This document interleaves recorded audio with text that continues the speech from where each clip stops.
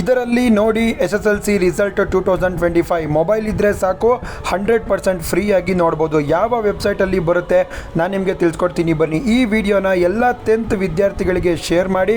SSLC result ಇದರಲ್ಲಿ ಬರುತ್ತೆ. SSLC result announce ಆಗೋದು ಯಾವಾಗ ನೋಡೋದಾದರೆ ಮೇ 2ನೇ ತಾರೀಕು ಮಧ್ಯಾಹ್ನ 12ವರೆಗೆ ಅನೌನ್ಸ್ ಆಗುತ್ತೆ. ಕರೆಕ್ಟಾಗಿ 12ವರೆಗೆ ಅನೌನ್ಸ್ ಮಾಡ್ತಾರೆ. 11ವರೆಗೆ ಸುದ್ದಿಗೋಷ್ಠಿ ಇರುತ್ತೆ.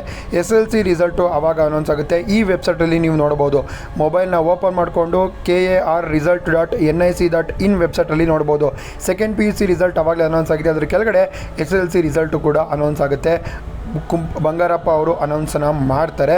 ಎಲ್ಲ ವಿದ್ಯಾರ್ಥಿಗಳು ಟೆನ್ಷನ್ ತೊಗೊಬೇಡಿ. 12ವರೆಗೆ ಕರೆಕ್ಟಾಗಿ KAR.nic.in ವೆಬ್ಸೈಟ್ಗೆ ಬನ್ನಿ. ನಿಮ್ಮ ರಿಸಲ್ಟ್ನ ನೀವು ನೋಡಿ.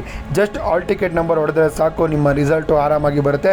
ವಿಡಿಯೋನ ಎಲ್ಲ SSLC ವಿದ್ಯಾರ್ಥಿಗಳಿಗೆ ಶೇರ್ ಮಾಡಿ. ಈ ಥರ ನೀವು ರಿಸಲ್ಟ್ಸ್ನ ಆರಾಮಾಗಿ ನೋಡ್ಬೋದು.